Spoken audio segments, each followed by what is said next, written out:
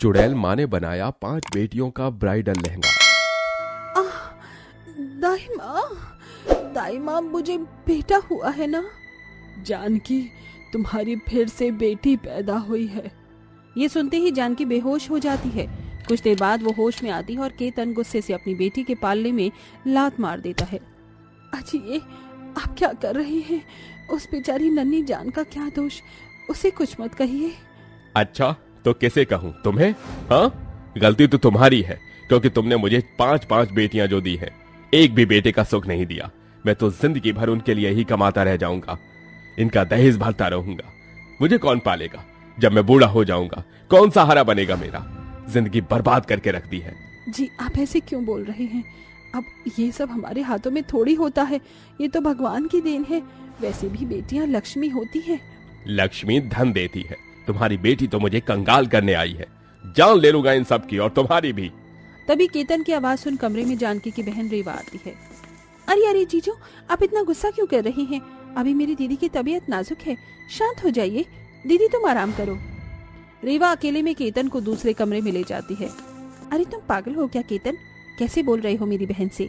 माना कि तुम मुझसे प्यार करती हो, तुम अपनी 5 बेटियों के साथ नहीं रहना चाहते। उसका भी एक जुगाड़ है मेरे पास। देखना, एक बार मैं अपनी बहन को ठिकाने लगा दूं, उसके बाद मैं तुम्हें बेटे का सुख दूंगी। सिर्फ बेटे का नहीं, मुझे तो तुम्हारा सुख भी चाहिए। जल्दी से शादी कर लो, वैसे भी तुम अपनी बहन से ज्यादा सुंदर हो। पर ठिकाने कैसे लगाओगी तुम? कल मैं अपनी बहन को किसी बहाने से बाहर ले जाऊंगी, खाई के पास, फिर खाई से धक्का दे दूंगी जानकी को। हाँ, ये अच्छा है। दरअसल रेवा केतन के ज्यादा हैंडसम होने से अपने जीजू पर ही काफी समय से डोरे डाल रही थी। धीरे धीरे दोनों एक दूसरे के साथ रहने का मन बना लेते हैं। रेवा भी बेटा देने के लालच में केतन को फंसा लेती है। कुछ देर बाद जानकी अपनी 4 बेटियों से मिलती है। मेरी बच्चियों, तुमने खाना खाया? माँ, हमने थोड़ी देर पहले खाना खाया था। माँ, हमें भी उसे गोद में लेना है। अच्छा, दे दूंगी गोद में, पर अभी वो सो रही है ना। दिव्या, ऋचा, तुम सब रोकर आई हो, अभी आंखों में आंसू क्यों है? पापा ने कुछ कहा तुम्हें? माँ, पापा गुस्सा कर रहे थे, बोल रहे थे कि हमें मर जाना चाहिए, हमारी शादी नहीं करवाएंगे, हम बहुत पैसे खर्च करवाएंगे। ये सुनकर जानकी अपनी 4 बेटियों को गले से लगा लेती है। रोते नहीं, तुम तो मेरी सोन चिड़िया हो, मेरी प्यारी बेटियां। पापा तो गुस्से में ऐसे ही कह देते हैं, पर दिल के बुरे नहीं है वो। देखना, तुम पांचों जब बड़ी हो जाओगी तो बहुत सुंदर दुल्हन बनाऊंगी तुम्हें, अच्छा सा लहंगा लाकर। शादी की चिंता तुम मुझ पर छोड़ दो। जाओ, रात हो गई है, सो जाओ। माँ, हमें अपने पास ही छूना है। ठीक है, सो जाओ। जानकी की बेटियां एक बिछौना बिछाकर उसके पास ही सो जाती हैं। अगले दिन जानकी अपनी छोटी बेटी को गोद में खिला रही थी कि रेवा उसे टहलाने के बहाने खाई पर ले जाकर धक्का मार देती है, पर गिरते वक्त वो अपनी बहन का हाथ पकड़ लेती है। रेवा, मुझे बचाओ, तुमने मुझे धक्का क्यों मारा यहाँ लाकर? ताकि केतन और मेरे बीच में से तुम हमेशा के लिए हट जाओ। रेवा अपनी बहन का हाथ छुड़ा देती है और जानकी अकाल मृत्यु मर जाती है, जिससे वो चुड़ैल बनकर भूतिया लोक पहुंच जाती है। दूसरी ओर केतन और रेवा की शादी हो जाती है। धीरे धीरे रेवा अपनी बहन की 5 बेटियों के साथ दुर्व्यवहार करती है और उनका बिल्कुल ख्याल नहीं रखती। दूसरी ओर चुड़ैल अपनी बेटी के लिए बहुत तरसती है। मैं यहाँ पर आ गई, अब मेरी बच्चियाँ कैसे रहेंगी, और मेरी छोटी बेटी? बस करो जानकी, तुम्हें भूतिया लोक में आए 1 हफ्ता हो गया है। जब से तुम रोई जा रही हो, हम सब भी अपनी बेटी, अपने घर वालों को छोड़कर आए हैं। मैं क्या करूं? मुझे अपनी बेटियों की चिंता सता रही है। मेरे पति, मेरी बहन ने जानबूझकर ये किया है, और वो उनके साथ बहुत बुरा व्यवहार कर रहे होंगे। मुझे अपनी बेटियों से मिलना है। अब तो बड़ी महारानी ही तुम्हारी मदद कर सकती हैं। उन्होंने हमें भी एक मौका दिया है हमारे परिवारजनों से मिलने का। ठीक है। हौसला रखकर जानकी चुड़ैल बड़ी महारानी चुड़ैल से मिलने के लिए जाती है और बहुत विनती करती है। बड़ी महारानी, मुझे अपनी बेटियों से मिलने के लिए शक्ति प्रदान कर दीजिए।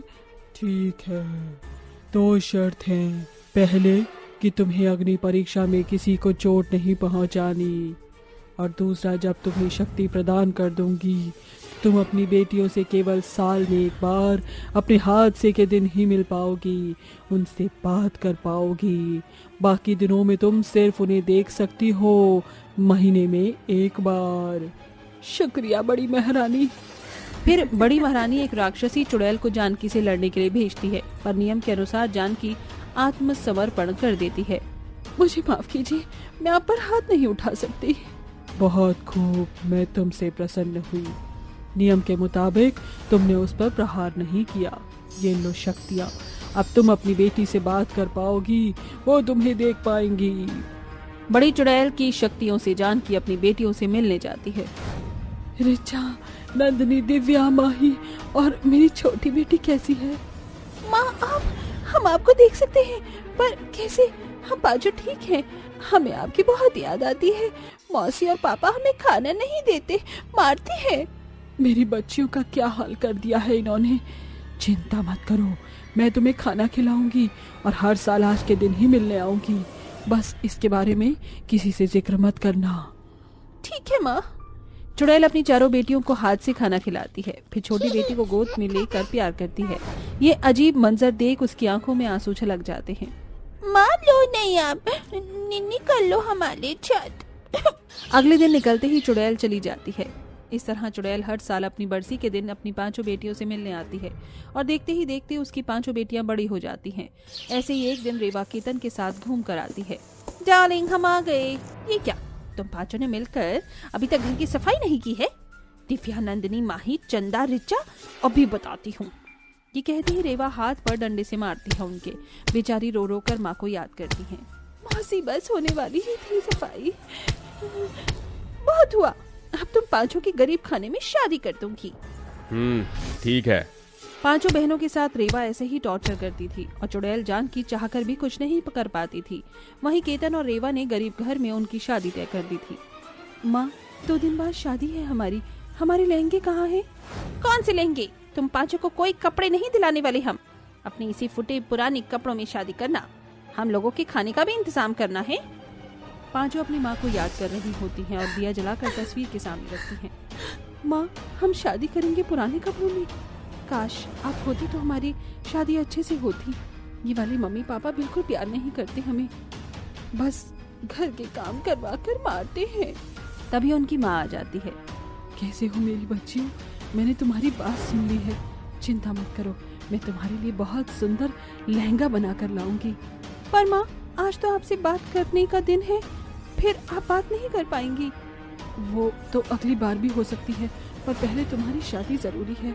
चुड़ैल बड़ी महारानी से सिलाई मशीन की मांग करती है। बड़ी महारानी चुड़ैल उसे सिलाई मशीन और कुछ कपड़े देती है, जिससे वो अपनी पांचों बेटियों के लिए एक सुंदर सा लहंगा तैयार कर अगली रात सोती हुई बेटियों के पास रख जाती है। सुबह उठकर पांचों बेटियां बहुत सुंदर लहंगा देखकर खुश हो जाती हैं। अरे देखो, माँ ने हमारे लिए कितना अच्छा लहंगा बनाया है। हाँ, बहुत सुंदर है दीदी। माँ ने अपना वादा पूरा निभाया। शाम को पांचों बेटियां अपना सुंदर लहंगा पहनकर शादी करती हैं, तो केतन और रेवा उनके खूबसूरत लहंगे देखकर जल जाते हैं। वो एकांत में आकर अपनी पांचों बेटियों पर अत्याचार करने वाले थे। इतने में चुड़ैल उन्हें अपनी शक्तियों से रोकती है और पटक पटक कर मारती है। कौन मार रहा है हमें? कौन है ये? कौन है? कौन है? मैं हूँ इनकी माँ। मेरी पांचों बेटियों को दोबारा हाथ लगाया तो जिंदा दफन कर दूंगी। भूली नहीं हूँ अभी तक कि तुमने मेरे और मेरे बच्चों के साथ क्या किया है। अगर अब इन्हें जरा भी दुख पहुंचाया तो अंजाम याद रखना। जानकी, तुम मुझे माफ कर दो। मैं अपनी बेटियों को कोई तकलीफ नहीं पहुंचाऊंगा। उन्हें अपनी बेटी का नाम दिया था, वो सिर्फ मेरी बेटियां हैं और अब मैं चेक करने हमेशा आती रहूंगी। अब अच्छे से विदाई करो उनकी। माँ, शुक्रिया माँ। पांचों बेटियां अपनी माँ के गले लगती हैं, फिर चुड़ैल चली जाती है। वहीं डर कर रेवा और केतन भी उनकी विदाई करते हैं और उनके साथ ठीक से बर्ताव करने लगते हैं। हरिओम जी, मैं आपकी दवा लेने जा रही हूँ। पैसे कहाँ हैं? मैंने पड़ोस वाली नंदिनी से कुछ पैसे उधार लिए हैं, मैं बस अभी आई। माँ, हम भी आपके साथ चलेंगे। हाँ, हम भी जाएंगे। नहीं बेटा, मैं किसी जरूरी काम से जा रही हूँ। तुम यहीं बाबा के साथ रहो और इनका ख्याल रखो। पूजा अपनी बच्चियों को घर में अपने पति के पास छोड़कर बाजार आ गई। उसका पति हरिओम एक हादसे का शिकार होकर अपाहिज हो गया था, जिसकी वजह से अब पूजा के घर में पैसे की किल्लत हो रही थी।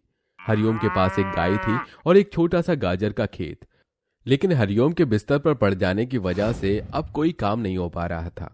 पूजा भी परेशान थी और किसी तरह अपने घर का खर्च चला रही थी। सर्दी का मौसम था। पूजा बस दवा खरीद कर आ ही रही थी कि तभी उसने गाजर का हलवा बिकता देखा और उसे देखते ही उसके दिमाग में एक आइडिया आया। अरे भैया, ये हलवा किस भाव से दिया है? 200 रुपए किलो। गाजर के हलवे का भाव जानकर पूजा हैरान रह गई। है? गाजर हलवा इतना महंगा होता है? कैसा रहेगा अगर मैं भी ये हलवा बेचने का ही काम कर लूं? दूध मेरे घर का है, गाजर मेरे घर की है। हाँ, मैं इस बारे में हरिओम जी से जरूर बात करूंगी। हम बाजार से आधे दामों में हलवा बेचेंगे। पूजा ऐसे ही सोचती हुई घर पहुंची। उसने इस बारे में हरिओम से भी पूछा और उसने भी उसे हलवा बेचने की इजाजत दे दी। तुम अभी ही खेत से गाजर लेकर आओ, वैसे भी वो वहां पड़ी पड़ी बस सड़ ही रही हैं। पूजा अपने पति के खेत पर गई और गाजर ले आई। उसने उन गाजरों से बड़ा ही स्वादिष्ट हलवा बनाकर तैयार किया और अगली सुबह पूजा उस हलवे को बेचने निकल गई। हे भगवान, बस इस काम में आप मेरा हाथ पकड़ लेना। मेरी बस ये काम ही आखिरी उम्मीद है। पूजा ने गांव में ही गाजर का हलवा बेचने की शुरुआत की थी। वो सुबह से शाम तक अपना गाजर का हलवा बेचने के लिए लेकर खड़ी रही, लेकिन सिर्फ 2-4 लोग ही उससे हलवा खरीदने आए और इसी तरह से शाम हो गई। अरे नहीं, मेरा तो सारा हलवा यूं ही रह गया। आखिर में पूजा को वो हलवा अपने गांव के लोगों को ही बांटना पड़ा। रोजाना पूजा का हलवा इसी तरह से बच रहा था क्योंकि गांव में रहने वाले लोग भी गरीब थे और हलवा वगैरह उनके लिए बहुत महंगी चीज थी। ऐसे ही सिलसिला जारी था कि एक सुबह पूजा को विचार आया। आज तो मैं हलवा यहाँ नहीं, रेलवे स्टेशन पर बेचूंगी। वहां पर बहुत लोग आते जाते हैं, वहां पर जरूर मेरी अच्छी कमाई हो जाएगी। ऐसे सोचकर पूजा अपना हलवा रेलवे स्टेशन पर बेचने ले गई, जहां पर थोड़ी सी ही देर में उसका हलवा आधे से ज्यादा बिक गया। यम, गाजर का हलवा। दीदी मुझे 500 ग्राम देना। अभी देती हूँ, ये लो। बड़ा ही स्वादिष्ट। ये मेरा अभी तक का खाया हुआ सबसे बेस्ट हलवा है। शुक्रिया। सभी को पूजा का बनाया गाजर का हलवा बहुत ही ज्यादा अच्छा लग रहा था और एक ही दिन में पूजा की अच्छी खासी कमाई हो चुकी थी। रोजाना इसी तरह से सिलसिला जारी था कि एक दिन रेलवे स्टेशन पर 3 गुंडे आ गए और पूजा के स्टॉल पर आकर बोले, अरे वाह, गाजर का हलवा बिक रहा है, हमें भी दो मैडम। देती हूँ, बोलिए कितना दो? और यूं ही निकाल दो, 2 प्लेट में जितना हमारा मन करेगा हम उतना खाएंगे। पूजा खुश हो गई और उसने प्लेट भरकर हलवा निकाल दिया और उन गुंडों को दे दिया। अरे भाइयों, खाओ, आज तो माल हाथ लगा है। ऐसे बोलकर वो तीनों ही गुंडे गाजर के हलवे पर टूट पड़े। उन्होंने 3 प्लेट भरकर हलवा खाया और फिर वो डकार मारकर जाने लगे कि तभी, साहब, मेरे पैसे? अरे कौन से पैसे? अरे हमसे किसी की पैसे मांगने की हिम्मत नहीं है। देखो, मैं तुम्हें ऐसे नहीं जाने दूंगी। ये मेरी मेहनत की कमाई के पैसे हैं और मैं ये तुमसे लेकर रहूंगी। पैसे चाहिए तुझे? ले पैसे। अनिल ने पूजा को एक जोरदार थप्पड़ मारा। गबरू और सांभा भी पूजा को परेशान करने लगे और इसी हाथापाई के बीच पूजा रेलवे ट्रैक पर जा गिरी। बदकिस्मती से गिरते ही वो बेहोश हो गई और एक ट्रेन उसे चीरती हुई निकल गई। बेचारी पूजा का किस्सा 1 मिनट में ही खत्म हो गया, लेकिन ये कहानी ऐसे खत्म होने वाली नहीं थी। पूजा फिर से अपने परिवार, बच्चों और पति की खातिर वापस चुड़ैल रूप में लौट आई। हे भगवान, ये क्या हो गया? मेरे बच्चों और पति की आखिरी उम्मीद बस मैं हूं। उन बदमाशों ने मेरे साथ अच्छा नहीं किया। मैं उनसे अपनी मौत का बदला लेकर रहूंगी, लेकिन तो मुझे ऐसे चुड़ैल नहीं बना सकता। इस हालत में मैं अपने परिवार के पास कैसे जाऊंगी? हे भगवान, मुझे वापस से इंसानी रूप दे दे ताकि मैं अपने परिवार के पास जा सकूं। पूजा के मिन्नतें करने पर उसे इंसानी रूप लेने की शक्ति का वरदान मिला, लेकिन वो उस इंसानी रूप में सिर्फ दिन के उजाले में ही रह सकती थी। रात होने पर खुद ब खुद उसका असली रूप निकल आता। अरे वाह, मैं फिर से इंसान बन गई। अब मैं मेरे परिवार की मदद कर सकती हूँ। लेकिन 1 मिनट, अगर मैं पूजा के ही रूप में गई तो गड़बड़ हो सकती है। मैं पूजा के रूप में नहीं जाऊंगी, मैं जाऊंगी पूजा की सहेली बनकर। पूजा एक अनजान औरत के रूप में आ गई और उसी अजनबी स्त्री का रूप लेकर अपने घर पहुंची। आप कौन? मैं पूजा की सहेली हूँ। मैं आपको कुछ बताने आई हूँ। बोलो। वो यही कि आपकी पत्नी पूजा अब नहीं रही। क्या? जी हाँ, एक ट्रेन से उसका एक्सीडेंट हो गया। क्या? हाय हाय मेरी पूजा, तुम मुझे छोड़कर क्यों चली गई? हरिओम बहुत ज्यादा रोया। उसे देखकर पूजा को भी रोना आ रहा था, लेकिन उसने अपने ऊपर काबू किया। आप रो मत। आपकी पत्नी अपना पूरा गाजर के हलवे का काम मेरे ऊपर छोड़कर गई है। मैंने उसे वचन दे दिया है कि मैं आप सभी का बहुत ही अच्छे से ख्याल रखूंगी और बदले में आप बस मुझे 2 वक्त की रोटी दे देना। हरिओम ने पूजा की बात मान ली। पूजा को यह देखकर बहुत ही ज्यादा खुशी हुई। उस दिन के बाद से पूजा इंसानी रूप में उसी अजनबी स्त्री का रूप लेकर गाजर का हलवा बेचने लगी। वो रोजाना जादू से गाजर का हलवा बनाती थी और हलवे का सारा कमाया हुआ पैसा वो शाम को हरिओम को लाकर दे देती। अरे बेटी, बड़े दिनों से भूखी हूँ, कुछ खाने को दे दे। ये लो अम्मा। पूजा ने उस दिन बुढ़िया को एक पत्तल भरकर हलवा दे दिया। पूजा दिन में कितने ही गरीब लोगों को फ्री में हलवा खिला दिया करती थी। ऐसे ही सिलसिला चल रहा था। पूजा इंसानी रूप में रोजाना दिन में गाजर का हलवा बेचती थी और रात से पहले ही वो हरिओम को पैसे दे आती थी। और रात होने पर जब उसका चुड़ैल रूप निकलता था तो वो किसी पेड़ वगैरह पर खुद को छिपा लेती थी। हरिओम और पूजा के बच्चे वगैरह भी बेफिक्री की जिंदगी बिता रहे थे कि एक दिन वही तीनों गुंडे स्टेशन पर आए जिन्होंने पूजा को मारा था। ये आवाज तो। अरे वाह, यहाँ पर तो एक और गाजर के हलवे वाली आ गई। ला हलवा खिला। हलवा चाहिए साहब? रुक, देती हूँ तुझे हलवा।